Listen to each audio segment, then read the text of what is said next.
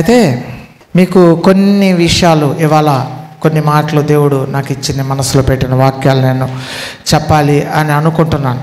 అయితే మనము కొన్నిసార్లు మనం ఏం చేయాలంటే దేవుని సన్నిధికి వచ్చినప్పుడు మనము దేవుని ఆత్మచేత నింపబడాలి.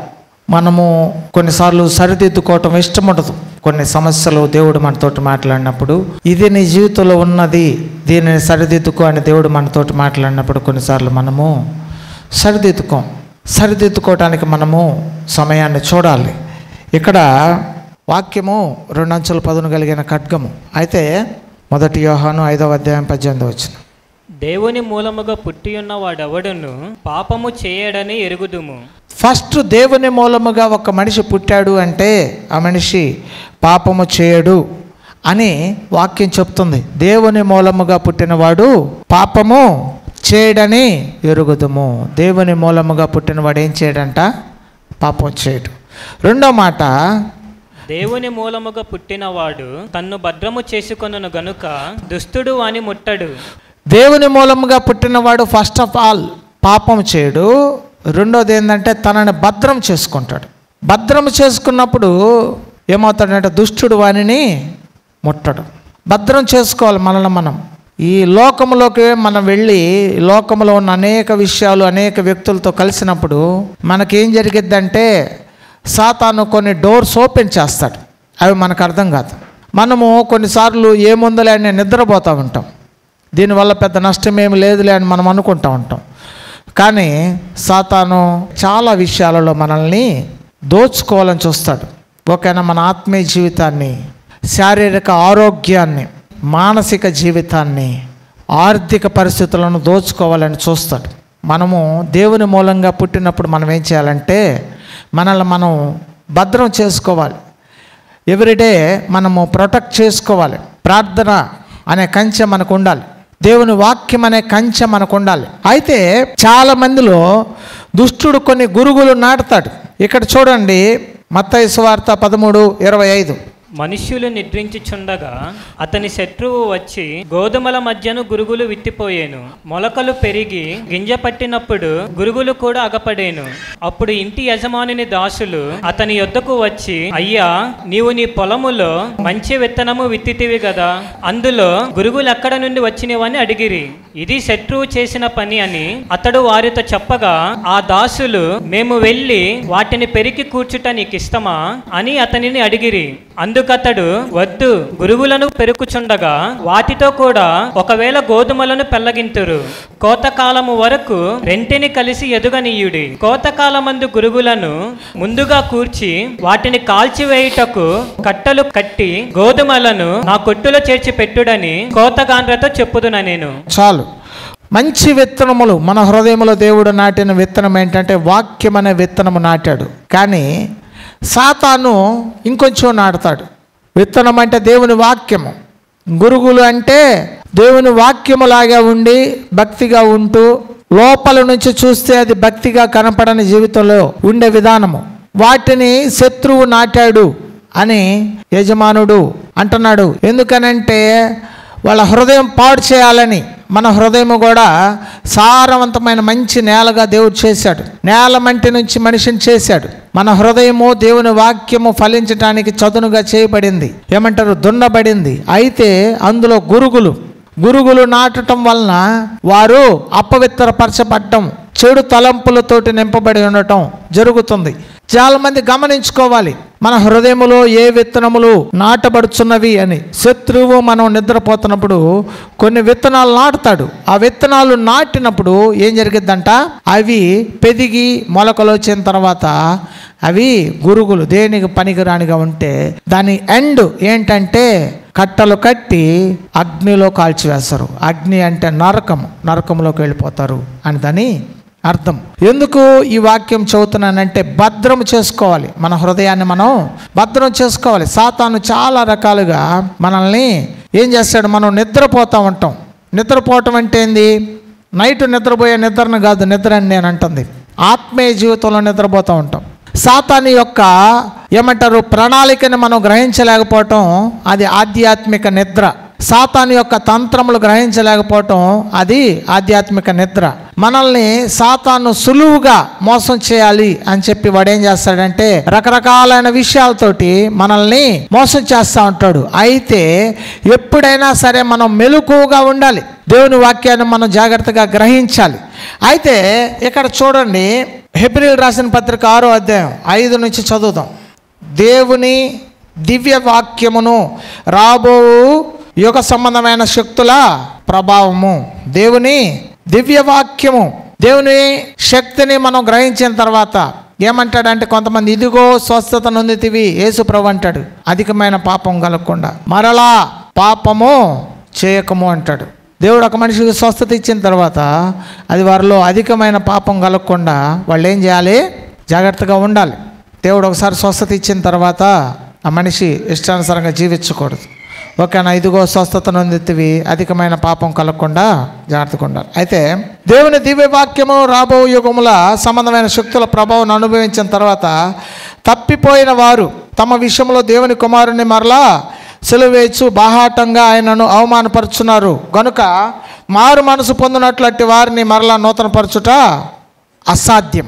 ఒక మనిషి దేవుని వాక్యానికి లోబడి దేవుని సన్నిధిలో అంటుకట్టబడి దేవుని ఆత్మచేత నింపబడి ఎప్పుడైతే దేవుని యొక్క వాక్యం యొక్క విలువని తెలుసుకొని తన జీవితాన్ని కట్టుకున్న తర్వాత మరలా అతను ఒకవేళ పడిపోతే ఏం జరిగిద్దంట? అట్టి వానిని మరలా మార్పు పొందేలా చేయటం అసాధ్యం. ఎట్లనగా భూమి తన మీద తరచుగా కురిచు వర్షమును తాగి ఎవరి కొరకు వ్యవసాయం చేయబడనో వారికి అనుకూలమైన పైరులను ఫలించుచు దేవుని ఆశీర్వచనము పొందును. అయితే ముండ్ల పొదలను గచ్చ తీగలను దాని మీద పెరిగిన ఎడల అది పనికి రానిదని విసర్జించబడును, శాపము పొందదగినదగును, తుదకది కాల్చివేయబడును. ఏమవుతుంది అంటే ఇక్కడ ఒక మాట రాస్తుంది. ఏంటంటే అది ఎవరి మీదైతే దేవుని వాక్యము దేవుని యొక్క అభిషేకము వచ్చిన తర్వాత ఆ మనిషి దేవుని వాక్యానికి లోబడాలి. అలా కాకుండా దేవునికి అనుకూలమైన పైరు ఫలించాలి, దేవునికి అనుకూలమైన జీవితంలోకి వెళ్ళాలి. అయితే అతను ముండ్ల తొప్పలు గచ్చ పొదలు దాని మీద పెరిగిన ఎడల అది పెరికి వేయబడి కాల్చివేయబడిద్ది. అంటే దేవుడు ఒక మనిషి జీవితంలో అద్భుతం చేసిన తర్వాత దేవునికి ఇష్టమైన జీవితాన్ని మనం జీవించాలి. దేవుడు ఒకసారి మేలు చేశాడు, దేవుడు ఒక మనిషిని స్వస్థపరిచాడు, దేవుడు ఒక మనిషి జీవితంలో అద్భుతం చేశాడు. అయితే ఆ మనిషి చేయాల్సింది ఏంటంటే దేవునికి అనుకూలమైన పైరు ఫలించాలి. ఏంటంట అనుకూలమైన పైరు? మంచి ఫలములతో దేవుని ఆత్మచేత నింపబడాలి. చాలామంది ఏం చేస్తారంటే దేవుని వర్షము దేవుని ఆత్మ మన మీద కుమ్మరించబడిన తర్వాత దేవునికి ఇష్టమైన ఫలములు మన లోపల నుంచి రాకుండా గచ్చ పొదలు అలాంటివి వస్తే అది శపించబడిద్ది అని వాక్యం చెప్తుంది. దేవుని ఆత్మ మనకి ఇచ్చినప్పుడు దేవుడు మనం ఏం చేయాలంట? దేవునికి అనుకూలమైన పంటను మనము ఫలించాలి అని వాక్యం చెప్తుంది. ఆత్మ ఫలములు ఫలించాలి. దేవుని మూలముగా పుట్టిన వాడు తనని తాను భద్రము చేసుకోవాలి. లేకపోతే ఏమైందంటే అటు వాడిని మరలా నూతన పరచటం అసాధ్యం. దేవుడు కొంతమంది జీవితాలు అద్భుతం జరిగిన తర్వాత మరలా అదే సమస్యలు మరలా వస్తున్నాయి అంటే అతను దేవునికి అనుకూలమైన జీవితంలో లేడు, దేవునికి అనుకూలమైన పరిస్థితులు అతను లేడు. మరలా ఏమంటున్నాడంటే తన జీవితంలోకి తను వెళ్ళిపోతున్నాడు అని మనం అర్థం చేసుకోవాలి. కుక్క తన వాంతికి తిరిగి ఏమంటున్నాడు? మరలా తినినట్టుగా ఉండిద్దంట. కొన్నిసార్లు దేవుడు మన జీవితంలో మేలు చేసిన తర్వాత మనము ఈ జీవితం నాకు వద్దు అని చెప్పి మనం ఆ జీవితాన్ని విడిచిపెట్టి మరలా మనము లోకంలోకి వెళ్ళిన తర్వాత చెడ్డ విత్తనాలు తీసుకొని మరలా హృదయంలో నాటుకున్నట్లుండిద్ది. దేవుడు ఏమన్నాడు? భూమి మీద వర్షము కురిపించిన తర్వాత దేవునికి అనుకూలమైన పైరు ఫలించాలి.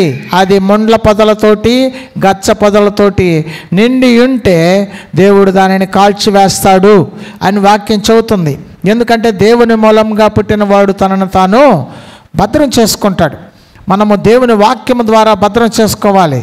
దావీదు ఏమంటున్నాడంటే నేను పాపము చేయకుండానట్లు నీ వాక్యము నా హృదయంలో భద్రము చేసుకున్నాను. వాక్యం చదవాలి. వాక్యాన్ని మనం కూర్చొని నిదానంగా పరిశీలించి చదవాలి. లేఖనముల శక్తిని గ్రహించాలి. వాక్యం ఏం చెబుతుందో గ్రహించాలి. దేవుని వాక్యాన్ని మనము తీక్షణంగా చదవాలి. దేవునికి సమయాన్ని ఇవ్వాలి. దేవుని వాక్యం చదవటానికి చాలామంది ఇష్టపడరు. దేవుని సన్నిధిలో వాక్యం వినటానికి ఎక్కువ సమయం దేవుని సన్నిధిలో గడపటానికి ఇష్టపడరు. ఏం చేస్తారు? కొంతకాలము కొన్ని గోధుమలు, కొన్ని గురుగులు, కొన్ని మంచి లక్షణాలు, కొన్ని చెడు లక్షణాలు ఉంటవి. కానీ రెండిటిని దేవుడు ఏం చేస్తాడంట, ఒకరోజు పీకి వేసే సమయం వస్తే ఆ రెండు కూడా నష్టపోయే పరిస్థితి వచ్చింది. కాబట్టి మనం ఏం చేయాలి? గోధుమలను దేవుడు నాటిన స్థానములో ఉంచబడినప్పుడు గురుగులు మరలా సాతాను శత్రువు నాటకుండా జాగ్రత్త పడాలి. ఏ విధంగా నాటుతాడు అంటే మన జీవితంలో ధనాపేక్ష అనే విషయంలో నాటుతాడు, మరలా పాపం చేసే విషయంలో నాటుతాడు. కొన్నిసార్లు దేవునిని మహిమపరచకుండా మన యొక్క సొంత పరిస్థితుల్లో ఉండే విధంగా సాతాను నాటుతాడు. కొన్నిసార్లు దేవునికి విధేయత చూపుకున్నట్లు సాతాను నాటుతాడు. అయితే మనం ఏం చేయాలంట? దేవునికి మనము విధేయులు అవ్వాలి, దేవుని వాక్యానికి మనము విధేయులు అవ్వాలి అని వాక్యము చెప్తుంది. అయితే ఇక్కడ చూడండి, 1 తిమోతి 6వ అధ్యాయం 10వ వచనం. ఎందుకనగా ధనాపేక్ష సమస్తమైన కీడులకు మూలము. కొందరు దానిని ఆశించి విశ్వాసము నుండి తొలగిపోయి నానా బాధలతో తమ్మును తామే పొడుచుకొనిరి.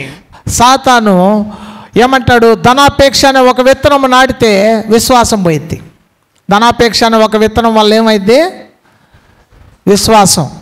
మనకు దేవుడు సహాయం చేస్తాడనే విశ్వాసం పోయి ఏమైద్ది? మనము విశ్వాసాన్ని బద్దలు చేసుకునే వాళ్ళం అవుతాం. దేవుడు ఆత్మ ఫలాలు ఇచ్చినప్పుడు ఆ ఫలాలకు ఆపోజిట్గా సాతాను కొన్ని చెడు విత్తనాలు నాటుతాడు. ధనాపేక్షను నాటినప్పుడు ఏమైందంట? విశ్వాసాన్ని పాడు చేస్తాయి. 2 తిమోతి 2:16. అపవిత్రమైన వట్టి మాటలకు విముఖుడవై ఉండుము. అట్టి మాట్లాడువారు మరి ఎక్కువగా భక్తిహీనులగుదురు. అట్టివి మాట్లాడువారు భక్తిహీనులు అవుతారు. తర్వాత ఏమని ఉంది చూడండి. కొరుకుడు పుండు పాకినట్లు వారి మాటలు పాకును, వారిలో హుమనైను ఫిలేతును ఉన్నారు, వారు పునరుద్ధానము గతించనని చెప్పుచు సత్యం విషయమై తప్పిపోయి కొందరు విశ్వాసమును చెరుపుచున్నారు. ఓకేనా? ఏం జరుగుతుందంట? భక్తిహీనులు అయిపోయారు, సత్యం విషయంలో తప్పిపోయారు. వ్యర్థమైన మాటలు, ఓకేనా, లోక సంబంధమైన వ్యక్తులతోటి వ్యర్థమైన మాటలు డిస్కస్ చేసినప్పుడు కొరుకుడు పుండులాగా మాటలు పాకి వారి జీవితంలో సత్యము తొలగిపోయింది. తర్వాత ఏం జరిగిద్దంట? వారు తొలగిపోయారు. ఏమంటున్నాడు? చాలామంది కూడా అపవిత్రమైన మాటలనే విత్తనాలు కొంతమందిలో నాటబడతాయి. ఆ నాటబడినప్పుడు ఏమైంది? ఆ మాటల ప్రభావం ఉండిద్ది. చెడ్డ మాటలు మన యొక్క హృదయంలో నాటుతాడు వాడు. ఎందుకని? దేవుని వాక్యం అనే విత్తనాన్ని కూడా అది తీసుకెళ్ళిపోయిద్ది. చెడ్డ విత్తనాలు మన హృదయంలో నాటకుండా మనము సత్యమునకు విధేయులై ఉండాలి. సాతాను చెడ్డ విత్తనాలు, చెడ్డ మాటలు మన హృదయాలలో నాటుతాడు. కానీ వాటిని మనము సత్యమునకు విధేయులు అవ్వాలి. తిమోతితో అంటాడు, ప్రియుడా తిమోతి, అంత్య దినాల్లో సత్యమునకు చెవినీయక కల్పనా కథల వైపు తిరుగు కాలము వచ్చుచున్నది. కల్పనా కథలు, పెట్ట కథలు చెప్పే కాలం వచ్చిద్దంట. వాక్యము చెప్పే కాలం పోయి ఏం కాలం వచ్చింది? కథలు చెప్పుకునే కాలం వచ్చింది. ఆదివారం వస్తే ఒక పాస్టర్ గారు ఒక మంచి కథ చెప్తాడు, 2-3 కథలు చెప్తాడు. ఆ కథలు వింటారు, ఇంటికి వెళ్ళిపోతారు. వారి జీవితాలు కూడా కథలుగా మిగిలిపోతాయి. మన జీవితాన్ని దేవుడు సత్యమునకు ప్రతిష్ఠ చేశాడు. అయ్యా, నీవు నాకు ఇచ్చిన వాక్యమును నేను వారికి ఇచ్చాను, నేను సత్యమందు వారిని ప్రతిష్ఠ చేశాను అని యేసు ప్రభువు వారు చెబుతున్నాడు. దేవుడు మనకి సత్యమునిచ్చాడు, సత్యమందు మనల్ని ప్రతిష్ఠ చేశాడు. కాబట్టి మనము సత్యము వైపు చెవినివ్వాలి, దేవుని మాటల వైపు మనము చెవినివ్వాలి. ఈ అంత్య దినాల్లో సత్యమును వినేవాళ్ళు ఉండరు. చాలా మంచి వాక్యం యూట్యూబ్లో పెడితే ఇది చాలా మంచి వాక్యం, ఈ వాక్యం అంటే చాలామంది మారుతారేమనుకుంటే అసలు ఆ వాక్యం ఎవరు చూడరు. ఇదేముందలే, పెద్దగా అంత ఎఫెక్ట్గా లేదు, ఈ వాక్యం సింపుల్గా ఉంది అనుకుంటే ఆ వాక్యాన్ని ఎక్కువ మంది చేస్తారు. ఎందుకని? దేవుని శక్తి మన హృదయాల్లోకి వెళ్ళటానికి మనము అవకాశం ఇవ్వాలి. విర్రవీగుచున్న దుష్టత్వమును మాని సాత్వికముతో దేవుని వాక్యానికి లోబడాలి. దేవుని విత్తనములు మన హృదయంలో నాటబడుచుండగా మనము అనుకూలమైన పైరు ఫలించాలి. సాతాను గురుగులు నాటుతాడు, దాసులు నిద్రించుచుండగా గురుగులు నాటుతాడు, చెడు జీవితానికి మనల్ని గురి చేస్తాడు. కానీ మనం ఏం చేయాలంట? మనము దేవునికి లోబడాలి. అయితే ఇక్కడ చూడండి, రోమీయులు రాసిన పత్రిక 8వ అధ్యాయం 7వ వచనం. ఏలయనగా శరీరానుసారమైన మనస్సు దేవునికి విరోధమై ఉన్నది, అది దేవుని ధర్మశాస్త్రమునకు లోబడదు, ఏ మాత్రమును లోబడనేరదు. కాగా శరీర స్వభావము గలవారు దేవుని సంతోషపరచనేరరు. శరీర స్వభావం, సాతాను శరీర స్వభావాన్ని మనకి ఇచ్చాడంటే, ఆ విత్తనం నాటాడంటే వారు దేవుడిని సంతోషపెట్టే విషయాలు మానేసి తమను తామే సంతోషపరుచుకునే పరిస్థితిలోకి వెళ్ళిపోతారు. శరీరానుసారమైన మనస్సు దేవునికి ఎంత మాత్రమో లోపడదు. శరీర సంబంధమైన మనసు అంటే కోపము, ద్వేషము, అసూయ, పగ, ప్రతీకారాలు, లేకపోతే ద్వేషము, విమతాలు, ఇవన్నీ కూడా దేవునికి లోబడవు. మనము శరీర స్వభావం అనే విత్తనం సాతాను నాటినప్పుడు మనం ఆత్మ స్వభావం కలిగిన వారు మనం గుర్తెరగాలి. ఇక్కడున్న మనమందరము కూడా ఒకరోజు ఈ యొక్క శరీరాన్ని విడిచిపెట్టేస్తాం. మీరు నమ్మినా నమ్మకపోయినా, మీకు ఒప్పుకోవటానికి ఇష్టం లేకపోయినా, నా మాట చేదుగా ఉన్నా అది నిజం. ఈ శరీరాన్ని మనం ఎంత మంచిగా పోషించినా ఈ శరీరాన్ని మనం విడిచిపెట్టి ఎక్కడికి వెళ్తాం? యేసే దగ్గరికి వెళ్తాం. కాబట్టి శరీర సంబంధమైన మనసును మనము లోబడకూడదు. చాలాసార్లు మనం ఈ శరీరం ఏం చెప్పిందో అదే చేస్తాం. ఈ శరీరానికి కావలసిన గౌరవాన్నే కోరుకుంటాం.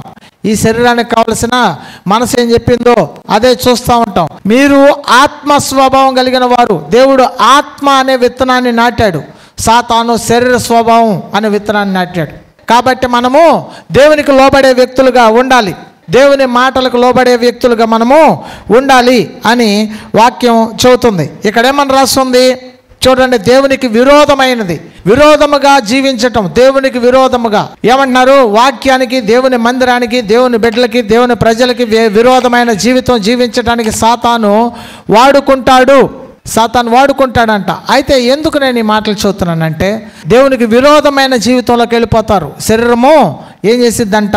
నన్ను పట్టించుకోలేదు, నన్ను రెస్పెక్ట్ చేయలేదు, నన్ను హానర్ చేయలేదు అని అనుకుంటారు. శరీర స్వభావమైన మనసు కాదు, ఆత్మ స్వభావమైన మనసు మనకి కలిగి ఉండాలి. రెండోది, ఎఫెసీ రాసిన పత్రిక 6వ అధ్యాయము 5వ వచనం.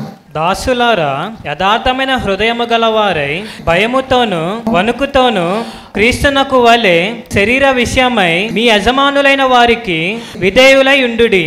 మనుషులను సంతోషపెట్టువారు చేయునట్లు కంటికి కనబడుటకే కాక క్రీస్తు దాసులమని ఎరిగి దేవుని చిత్తమును మనఃపూర్వకముగా జరిగించుచు మనుషులకు చేసినట్టు కాక ప్రభువునకు చేసినట్టే ఇష్టపూర్వకముగా సేవ చేయుడి. చాలు. ఇక్కడేమందంటే, యథార్థమైన హృదయం కలిగిన వారై భయముతో వణుకుతో క్రీస్తునకు వలె. యేసయ్య ఎలా సేవ చేశాడంట? భయముతో వణుకుతో భూమి మీదకి వచ్చినప్పుడు దేవుని కుమారుడై ఉండి ఇష్టపూర్వకంగా సేవ చేశాడు. ఏమంటున్నాడు? దేవుని కుమారుడైన యేసుక్రీస్తు వలె మనము కూడా దేవునికి లోబడాలి. ఏమంటున్నాడు అక్కడ చూడండి, కంటికి కనబడేటట్లు కాకుండా. కొంతమంది ఎలా చేస్తారు? కంటికి కనబడేటట్టు ఉంటారు. కంటికి కనబడినట్లు పని చేసేవాళ్ళు కాదు. ఎలా చేయాలంట? దేవునికి దాసులై ఉండునట్లు పని చేయాలి. ఎలా చేయాలి? మనము దేవునికి, దేవుడు మనకి యజమాని అని మనం గుర్తెరగాలి. ఇది దేవుని పని అని మనం సేవ చేయాలి. చాలా మంది సేవ చేయటానికి ఇష్టపడరు. యేసు ప్రభువారు ఆయన తన పై వస్త్రం తీసి నడుముకు కట్టుకొని అనేకుల పాదములు కడిగాడు. క్రీస్తునకు వలె తగ్గించుకోవాలి. గర్వం అనేది సాతాను నాటిన విత్తనము, కానీ తగ్గింపు అనేది క్రీస్తు నాటిన వాక్యం అనే విత్తనము. కాబట్టి మనము క్రీస్తు వాక్యం అనే విత్తనము, తగ్గింపు, భయము, వణుకుతోటి దేవునికి లోబడి తగ్గించుకోవటం అనే విత్తనము కలిగిన వారమై ఉండాలి. సాతాను ఒకవేళ అటువంటి విత్తనము నాటితే దానిని పెరికి పారవేసేయాలి. ఆ చెడ్డ విత్తనం లోపల ఉన్న అనేక మంచి విత్తనాలను పాడు చేసేసిద్ది. ఆ గర్వం అనే విత్తనము, ఆ తగ్గింపు లేని విత్తనము, దేవుని మాటకు లోబడకుండా ఉండే విత్తనము, ఆ యొక్క సాతాను గురుగులు, ఆ గురుగులను పారవేయాలి, పీకి వేసేయాలి. ఎందుకనంటే దేవుడు వాటిని పెరగనిచ్చాడంటే మొత్తము కలిపి చివరిలో కట్టలు కట్టి వాటిని కాల్చివేస్తాడు. అప్పుడు చాలా ఇబ్బంది. అది ఫస్ట్లోనే మనము దానిని నాటనివ్వకూడదు. మన హృదయంలో మనం ఏమనుకుంటామంటే ఇవన్నీ ఉండొచ్చు కదా అని అనుకుంటాం. కాదు కాదు, అవి చివరి దినముకు వచ్చేటప్పటికి వాటన్నిటినీ కూడా దేవుడు ఒప్పుకోడు. ఇప్పుడు నడుస్తుంది కదా, దేవుడికి ఇష్టమైతే మనం బాగానే ఉన్నాం కదా, దేవుడు అయినా కానీ మన జీవితంలో చేస్తున్న అద్భుతాలు చేస్తున్నాడు కదా అని మనం అనుకోకూడదు. ఎందుకనంటే దేవునికి ఇష్టం కలిగి మనం ఉంటే దేవుని సంబంధులుగా సత్యముకు లోబడాలి, కానీ అసత్యమైన గర్వము అవిధేయత మనలో ఉండకూడదు. అటువంటి స్వభావం ఉంటే మనం తీసివేయాలి. లోకములో ఏమంటున్నారు, మనుషులు కంటికి కనబడినట్లు విధేయత చూపిస్తారు, కానీ మనం దేవునికి కంటికి కనబడని దేవునికి మనం ఎలా ఉండాలంట, విధేయులుగా మనఃపూర్వకంగా మనము సేవ చేయాలి అని దేవుడు చెప్తున్నాడు. కాబట్టి మనం తగ్గింపు కలిగి ఉండాలి. చాలామంది తగ్గింపు అనే దేవుని వాక్యం అనే విత్తనం ఉండదు. క్రీస్తు స్వభావం, అది క్రీస్తు యొక్క స్వభావం ధరించుకోవాలి. అయితే చాలా మందిలో ఏముండిద్దంటే గర్వము, అహంకారం. అది సాతాను నాటిన గురుగులు. ఆ గురుగులను తీసివేయాలి. దాని వలన చివరికి నష్టము, అగ్నిలో కాల్చివేయబడిద్ది. కాబట్టి మనము అగ్నిలోకి వెళ్ళేవారిగా ఉండకూడదు అని మనము తెలుసుకోవాలి. తర్వాత ఇక్కడ చూడండి, ప్రకటన గ్రంథం 2వ అధ్యాయం 4వ వచనం. అయినను మొదట నీకుండిన ప్రేమను నీవు వదిలిటివని నేను నీ మీద తప్పు ఒకటి మోపవలసి ఉన్నది. నీవు ఏ స్థితిలో నుండి పడితివో అది జ్ఞాపకము చేసుకొని మారు మనసు పొంది ఆ మొదటి క్రియలను చేయుము. అట్లు చేసి నీవు మారు మనసు పొందితేనే సరి. లేని ఎడల నేను నీ యొద్దకు వచ్చి నీ దీపస్తంభమును దాని చోట నుండి తీసివేతును. దీపస్తంభం అంటే ఏంటి? నరుని ఆత్మ యెహోవా పెట్టు దీపం. నీకు మొదట ఉన్న భక్తి, మొదట ఉన్న ప్రేమ, దేవుని ప్రేమ నీకు కోల్పోతే నువ్వు మరలా దేవుని ప్రేమను మరలా కలిగి ఉండాలి. లేకపోతే దేవుడు ఏమంటున్నాడు, నువ్వు మారు మనసు పొందకపోతే ఆ దీపము తీసివేస్తాను. ఏమంటున్నాడు, దేవుని ప్రేమని దేవుడు నాటితే సాతాను ఏం చేస్తాడంటే ద్వేషము, అసూయ అనేవి నాటి ఆ దేవుని ప్రేమను తీసేస్తాడు. మొదటి క్రియలు మర్చిపోతారు. అసలు ఒకప్పుడు దేవునితో ఎంత ప్రేమగా ఉన్నారో, దేవుని పని ఎంత బాగా చేసేవాళ్ళు, దేవుని వాక్యం ఎంతగా చదివేవాళ్ళు, దేవునితో ఎంతగా ఏమంటున్నారు ప్రార్థించేవాళ్ళు, దేవుని కొరకు ఎలా సేవ చేసేవాళ్ళు, దేవుని కొరకు ఎలా జీవించేవాళ్ళు అన్నీ మర్చిపోతారు. చివరికి ఎలా అయిపోతారు, మొదటి క్రియలు మర్చిపోతారు. అసలు మొదట నువ్వు ఎలాగున్నావో కూడా మర్చిపోతారు. మనల్ని మనం పరీక్షించుకోవాలి. మొదట దేవుని మీద నీకున్న ప్రేమ ఎలా ఉంది అని నువ్వు తెలుసుకోవాలి. ఎందుకనంటే దేవుని ప్రేమను మర్చిపోయే వాళ్ళు చాలామంది ఉంటారు. మొదట నీకున్న ప్రేమను నీవు మరచితివి. దేవుడు అంటే ఫస్ట్ బాగా ఇష్టం చాలామందికి, చివరికి ఏమైపోయింది, ఆ భక్తి చిన్న చిన్నగా తగ్గిపోతూ ఉండేది. చాలామంది ఉత్సాహంగా దేవుడి సన్నిధికి వస్తారు. దేవుడు కార్యం చేసిన తర్వాత ఆహా ఓహో దేవుడు మన జీవితంలో మేలు చేశాడు అనుకుంటారు. కానీ చివరికి ఆ భక్తి, ఆ ప్రేమ చల్లబడిపోయింది. తర్వాత ఏముందలే అని అనుకుంటారు. ఏమంటున్నారు, మొదటి ప్రేమను మనము మర్చిపోకూడదు. మొదట ఏ ప్రేమ ఉందో దేవుని రాజ్యానికి వెళ్ళే వరకు అదే ప్రేమ మన హృదయాలలో ఉండాలి. ఆ విత్తనము ఏమంటున్నాడు, ఆ ప్రేమనే ఆత్మని సాతాను దొంగలించకుండా చూసుకోవాలి. దేవుని ప్రేమ దేవుని మందిరములో ఏమన్నాడు, మొదటగా వెళ్ళి మనము దేవుణ్ణి వెతకాలి. ఎందుకనంటే తప్పిపోయిన కుమారుడి విషయంలో కూడా ఏం జరిగిద్దంటే, చిన్న కుమారుడు తప్పిపోయాడు, తండ్రి ఆస్తి మొత్తం తీసుకొని వెళ్ళిపోయాడు. అయితే పెద్ద కుమారుడు తండ్రి దగ్గర ఉంటున్నాడు, తండ్రి చెప్పిన మాట వింటున్నాడు. చివరికి ఏం జరిగిందంటే, చిన్న కుమారుడు వస్తే కోడెలు కోసి విందు చేశాడు, ప్రశస్త వస్త్రాన్ని ఇచ్చాడు, ఉంగరం పెట్టాడు, చెప్పులు ధరింపజేశాడు, ముద్దు పెట్టుకున్నాడు. అన్నీ పెద్ద కుమారుడు పొలం నుంచి వచ్చేళ్ళకి తెలిసినాయి. ఏం జరిగిందయ్యా అంటే, చిన్న కుమారుడు ఒకడు వచ్చాడు. అతను అంతకుముందు మీ నాన్న దగ్గర నుంచి ఆస్తి అంతా తీసుకెళ్ళిపోయాడు కదా. అతను వచ్చాడు, వచ్చిన తర్వాత మీ నాన్న అతని మీద ముద్దు పెట్టుకున్నాడయ్యా పడి, తర్వాత అతనికి ఉంగరం పెట్టాడయ్యా, తర్వాత వస్త్రములు ఇచ్చాడయ్యా, చెప్పులు ఇచ్చాడయ్యా, కోడెను వధించి విందు చేశాడయ్యా అని చెప్పినప్పుడు అతను తండ్రి దగ్గరికి వెళ్ళి గొడవ పడుతున్నాడు. ఏమని, నేను నీ దగ్గర ఉండానే, నువ్వు చెప్పినవన్నీ చేస్తున్నానే, ఏ రోజు కూడా ఒక్క కోడెను కూడా నువ్వు నాకు కోయలేదే, నీ ఆస్తి అంతా వ్యభిచారులు దొంగలతో తినివేసిన ఈ నీ కుమారుడు విషయంలో నువ్వెందుకు ఇలా చేసావు అని తండ్రి మీద అతను బాధపడటం జరుగుతుంది. అప్పుడు తండ్రి అంటున్నాడు, అయ్యా ఈ కుమారుడు చనిపోయి మరలా బ్రతికాడు, అందుకు మనం సంతోషించటం మంచిది, ఇప్పుడు ఉన్నవన్నీ మనవే కదా అంటున్నాడు. నేను చాలామందికి ప్రార్థన చేసేటప్పుడు మా చర్చిలో వాళ్ళు కూడా అంటారు, ఏమని, అన్నా ఏదో ఒకరోజు వచ్చి ప్రార్థన చేసుకొని అద్భుతాలు పొందుకొని వెళ్ళిపోయే వాళ్ళు ఉంటారు అని. మీకు అర్థం కాని విషయం ఏంటంటే, మీరెప్పుడు నాతోటి ఉండేవాళ్ళే, అది మీకు అర్థం కావట్లేదు. వాళ్ళు దేవునికి త్వరగా తెలుసుకోవాలనే ఉద్దేశంతో వస్తున్నారు. కాబట్టి వాళ్ళకు కూడా మనము సమయము ఇవ్వాలి. మన చర్చలు చాలామంది అనుకుంటూ ఉంటారు, ఏంది అన్న కొత్త వాళ్ళు వస్తే వాళ్ళతో ఎక్కువసేపు మాట్లాడతాడు, వాళ్ళకి ప్రార్థన ఎక్కువసేపు చేస్తాడు, పాత వాళ్ళని నమ్మకంగా ఉన్నవాళ్ళు అనేక సంవత్సరాల నుంచి ఉన్న వాళ్ళని పట్టించుకోడు. మిమ్మల్ని పట్టించుకోకుండా ఏముండను. మీ ప్రతి విషయం నాకు తెలుసు, తెలీదా? మీ ప్రతి విషయం, మీ పిల్లల దగ్గర నుంచి, మీరు చేసే ఉద్యోగాల కాడ నుంచి, మీకున్న సమస్యల కాడ నుంచి ప్రతి విషయం నాకు తెలుసా తెలీదా? చెప్పండి. మరి ఏంటి, క్రొత్త వాళ్ళకి తప్పిపోయి మరలా తిరిగి వచ్చినప్పుడు ఏం చేశాడంట, అతన్ని చేర్చుకోవాలి. 99 గొర్రెల్లో ఒక గొర్రె తప్పిపోయినప్పుడు 99ని విడిచి ఆ గొర్రెను భుజముల మీద ఎత్తుకొని మరలా మందలో చేర్చాడంట. మనము కొన్నిసార్లు ఏమనుకుంటాం, పాస్టర్ గారు మమ్మల్ని పట్టించుకోవట్లేదు. చాలామంది అట్లాగే అనుకుంటా ఉంటారు, ఏమని, పాస్టర్ గారు మమ్మల్ని పట్టించుకోవట్లేదు. అలా పట్టించుకోకుండా ఉండేది ఏమి లేదు. వాళ్ళ సమస్యలు, వాళ్ళకున్న పరిస్థితులను బట్టి మనము వాళ్ళను కూడా ఆదరించాల్సింది ఉంది. దేవుని ప్రేమను మనము చూపించాలి. మొదటి ప్రేమను మనం మర్చిపోకూడదు. మొదటి ప్రేమను మనము మర్చిపోకూడదు. అనేకులకు దేవుని యొక్క ప్రేమని పంచాలి. కొంతమందితో ఆగిపోయే ప్రేమ కాదు అది. అనేకులకు చూపించడానికి యేసయ్య భూమి మొత్తం చూపించాడు. అంత గొప్ప ప్రేమ యేసయ్యది. అటువంటి ప్రేమ కలిగి మనము ఉండాలి. తర్వాత కొలస్సీ 3:12, కాగా దేవుని చేత ఏర్పరచబడిన వారును పరిశుద్ధులను ప్రియులైన వారికి తగినట్లు మీరు జాలిగల మనస్సును, దయాలుత్వమును, వినయమును, సాత్వికమును, దీర్ఘశాంతమును ధరించుకొనుడి. చాలు. ఏమన్నాడంట, దేవుని చేత ఏర్పరచబడిన వారికి ఏం మనసు ఉండిద్దంట? మనమందరం దేవుని చేత ఏర్పరచబడిన వారమా కాదా? దేవుని చేత ఏర్పరచబడిన వాళ్ళకి ఏముండిద్దంటే జాలి కలిగిన మనస్సు, దయాళత్వము, వినయము, సాత్వికము, దీర్ఘశాంతము ధరించుకోవాలి. దేవుని చేత ఏర్పరచబడిన వారుగా ఉండాలి మనం.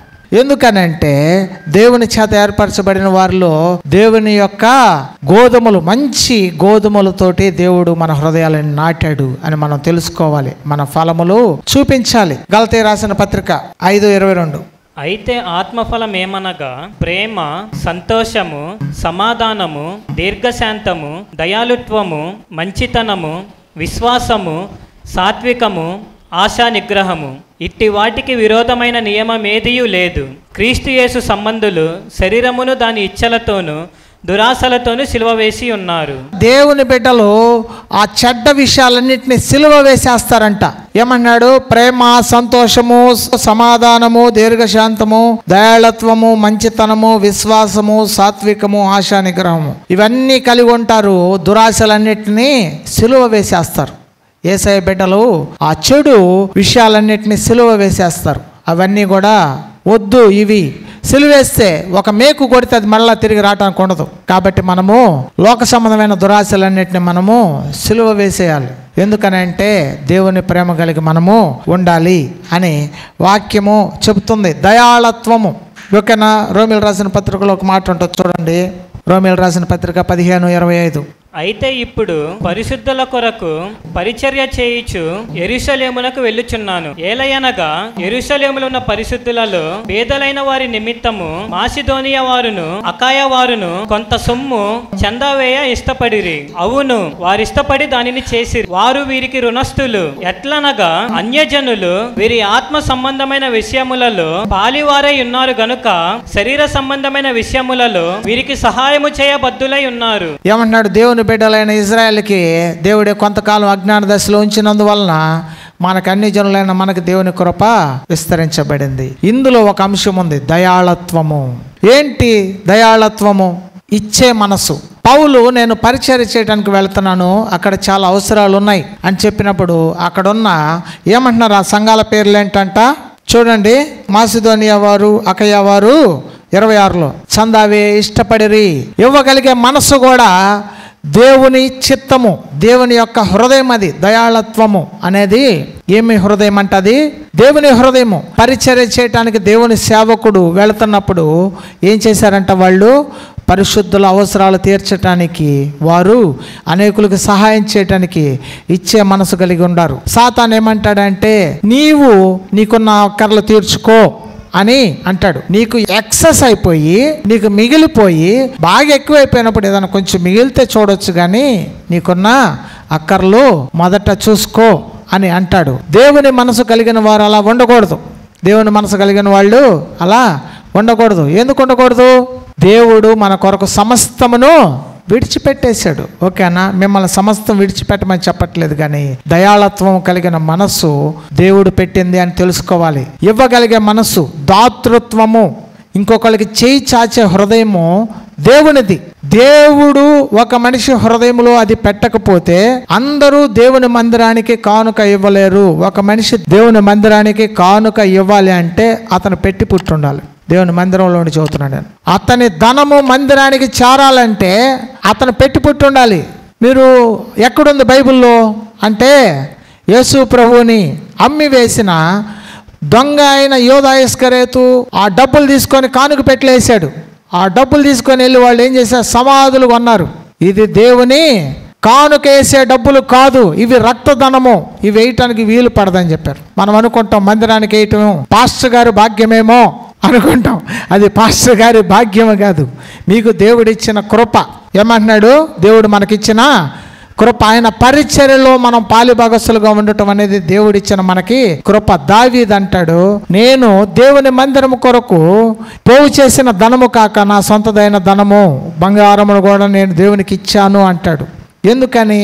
అప్పుడు దావీదుతోటి దేవుడు అంటాడు, నీవు కట్టడానికి వీల్లేదు మందిరం. ఒక మనిషి మందిరం కట్టాలంటే రాజైనా కట్టడానికి వీల్లేదు. ఒక మనిషి పరిచర్య చేయాలన్నా యాజకులుగా ఉన్న లేవీలు తప్పితే ఎవరంటే వాళ్ళు పనిచేయడానికి కూడా వీల్లేదు. మీకు అర్థం కావట్లేదు. మనం అనుకుంటామో నేను దేవుని పని తప్పించుకుంటున్నాను కదా.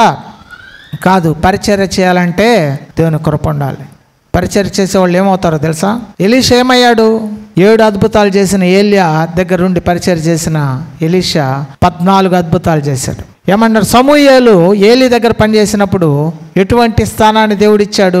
ఎందుకనంటే పరిచర్య చేయటం, ఇవ్వటం. పేద విధవరాలు ఇవ్వగలిగినప్పుడు ఏం జరిగింది? ఎందుకనంటే నేను నా జీవితంలో చూసింది ఏంటంటే, బీదలుగా ఉన్న వాళ్ళు హస్తము చాచినట్లుగా అందరూ హస్తాన్ని చాచలేరని నేను మందిరంలో ఉన్న పరిస్థితిని బట్టి నేను చూసింది చెబుతున్నాను నేను. ఎందుకనంటే వాళ్ళకి దేవుడిచ్చిన హృదయం అది. బీదలైన మీరు ధన్యులు, విశ్వాసంలో భాగ్యవంతులని మీరు ఎరగరా అంటున్నాడు. పేదలైన వాళ్ళు విశ్వాసాలు ఎలాంటి వాళ్ళు అంట? భాగ్యవంతులు. ఓకేనా? ఏమంటున్నాడు? దయాళత్వము, దేవుని దయాళత్వము కలిగి మనము ఉండాలి. ఇవ్వగలిగే మనసు మనకి ఉండాలి. అనేకులు ఏమన్నాడంట, నేను పరిచర్య చేయటానికి వెళ్తున్నప్పుడు వాళ్ళు సహాయము చేశారు అని చెప్తున్నాడు. అయితే ఇక్కడ ఇంకొక మాట అంటున్నాడు చూడండి, రోమీయులకు రాసిన పత్రిక 16:3-4. క్రీస్తు యేసునందు నా జత పని వారైన ప్రిస్కిల్లాకును అకులకును నా వందనములు చెప్పుడి. వారు నా ప్రాణము కొరకు తమ ప్రాణములను ఇచ్చుటకైనను తెగించిరి. చూసారా పరిచర్యలో వాళ్ళు ఎలా చేస్తున్నారో? ప్రాణమునకు ప్రాణముగా దేవుని పని చేయాలనుకున్నారంట. కాబట్టి సంఘము ఆ రోజుల్లో అపోస్తలుల పరిచర్య విస్తరించగలిగింది. పరిచర్య విస్తరించాలంటే, అనేకుల దగ్గరికి వెళ్ళాలంటే దేవుని ప్రేమ కలిగి, ఏమంటున్నారంటే దయాళత్వము, ప్రేమ కలిగి ప్రాణమునకు ప్రాణం ఇచ్చే అంతగా వాళ్ళు పరిచర్య చేశారని చెబుతున్నాడు. అకుల ప్రిస్కిల్లాకి వందనాలు చెప్పండి, వాళ్ళు చేసిన పరిచర్యని జ్ఞాపకం చేసుకోండి. ఈ రోజు కూడా మనం చదువుకుంటున్నాం అకుల ప్రిస్కిల్లా. కొంతమంది పేర్లు పెట్టుకుంటారు తెలుసా? ప్రిస్కిల్లా అని పేర్లు పెట్టుకుంటారు, అకుల అని పెట్టుకుంటారు. ఎందుకని? వాళ్ళ పేర్లు నిలబడిపోయినాయి. మన జీవితంలో దాతృత్వము, దయాళత్వము ఎందుకు? ఇచ్చేదాని గురించి ఎందుకు ఇంత టాపిక్, ఎందుకు ఇంత నాన్ సెన్స్ అని మీరు అనుకోవచ్చు. చూడండి 1 కొరింథీ 6:10. దొంగలైనను లోబులైనను తాగుబోతులైనను దోషకులైనను దోచుకొని వారైనను దేవుని రాజ్యమునకు వారసులు కానేరరు. చాలు, దేవుని రాజ్యానికి వారసులు. లోబి మనస్తత్వం ఉన్న వాళ్ళు దేవుని రాజ్యానికి వారసులు కాలేరు. దయాళత్వం కలిగిన వారే దేవుని రాజ్యానికి వారసులు అవుతారు. అంతేగాని లోబి అంటే ఎవరు చెప్పండి? పిసనారి. దొంగలైనను లోబులైనను. దయాళత్వము ప్లేస్లో సాతాను నాటే ఒక విత్తనం ఏంటంటే లోభము. లోబులుగా ఉంటారు. ఏమంటారు? పిసనారితనముగా మన జీవితాలు చేసుకుంటారు. అట్లాంటి వాళ్ళు దేవుని రాజ్యానికి వెళ్ళరు అని వాక్యం చెబుతుంది. అట్లాంటి మనసు మీలో ఉండకూడదు. ఇక అనుకోవచ్చు, అరే ఏంటి ఇలా పాస్టర్ గారు చెబుతున్నారేమో అని. అది నా మాటలు కాదు, పరిశుద్ధ గ్రంథంలో రాయబడిన మాటలు. మనం చాలామంది ఏమనుకుంటామంటే అవన్నీ ఒట్టి మాటలేమో, పాస్టర్ గారు ధనం సంపాదించుకోవడానికి ఈ మాటలు చెబుతున్నాడేమో అనుకుంటారు. కాదు. పరిచర్య విస్తరించడానికి మనం లోబులుగా ఉండటానికి వీలు లేదు. పరిచర్య అనేక దగ్గరికి వెళ్ళాలి. ఓకేనా? ఎందుకు నేను చాలా విషయాలు చెప్పాను. పాపము విషయంలో మనము భద్రం చేసుకోవాలి, విశ్వాసము విషయంలో, ధనాపేక్ష విషయంలో మనము భద్రం చేసుకోవాలి, అపవిత్రమైన మాటల విషయంలో మనల్ని మనము భద్రం చేసుకోవాలి, శరీర సంబంధమైన మనసు విషయంలో మనల్ని మనము భద్రము చేసుకోవాలి, క్రీస్తుకు వలె మనము తగ్గించుకోవాలి. మొదటి ప్రేమ, దేవుని ప్రేమను మనం కలిగి ఉండాలి. ఇచ్చే విషయంలో దయాళత్వము కలిగి మనము ఉండాలి. గురుగులు గచ్చపదులు కలిగిన హృదయముగా మన హృదయము ఉండకూడదు. ఆత్మఫలములు కలిగిన వారుగా మనము ఉండాలి. తప్పిపోయిన కుమారుడు విషయములో పెద్ద కుమారుడు చేసిన తిరుగుబాటు చేసేవారిగా మనము ఉండకూడదు. అనేకులకు ప్రేమ కలిగిన వారిగా మనము ఉండాలి. క్రీస్తు చూపిన మనసుని, క్రీస్తు చూపించిన విధేయతను మనము చూపించేవారిగా మనము ఉండాలి. ఇవన్నీ దేవుని యొక్క వాక్యము, పరిశుద్ధాత్మ దివ్య వాక్యము రాబో యుగముల శక్తిని అనుభవించిన తర్వాత మనము మరలా లోకములకు వెళ్ళకూడదు. గచ్చ పొదలు, అబద్ధములకు, ఏమంటున్నారు, మోసములకు, కపటములకు మనము చోటు ఇవ్వకూడదు. చాలా రెఫరెన్స్లు ఉన్నాయి, కానీ మనం ఎక్కడ కూడా వాటికి చోటు ఇవ్వకూడదు. ఎందుకనంటే అనుదినము మనం ప్రార్థనలో, దేవుని వాక్యంలో కంచె వేసుకోవాలి. ఈ యొక్క చెడు ఆలోచన, ఇది నా హృదయంలో నాటబడింది, ఇది దేవునిది కాదు అని మనము తెలుసుకోవాలి. ఇవన్నీ వాక్యానుసారంగా నేను చూపించాను. ఎందుకనంటే ఏమంటున్నాడు, యజమానుడు ఏమంటున్నాడంటే తన దాసుల్ని నిద్రించుచుండగా శత్రువు వచ్చి వారి యొక్క పొలములో గురుగులు నాటెను. ఆ గురుగులు మనము తీసివేయాలి. మన హృదయంలో ఉన్న గురుగులను తీసివేయాలి. మన హృదయాల్లో ఉన్న చెడు ఆలోచనలు తీసివేయాలి. మన హృదయంలో ఉన్న పాపము, ఏమంటున్నాడు, వ్యభిచారము తీసివేయాలి. మన హృదయంలో ఉన్న మోసము, కపటము తీసివేయాలి. అహంకారము, గర్వము తీసివేయాలి. తగ్గింపు కలిగి దేవుని సన్నిధిలో పరిచర్య చేసే మనసు కలిగి ఉండాలి. ఓకేనా? దేవుడు ఈ వాక్య భాగాన్ని దీవించును గాక. Okay, thank you. God bless.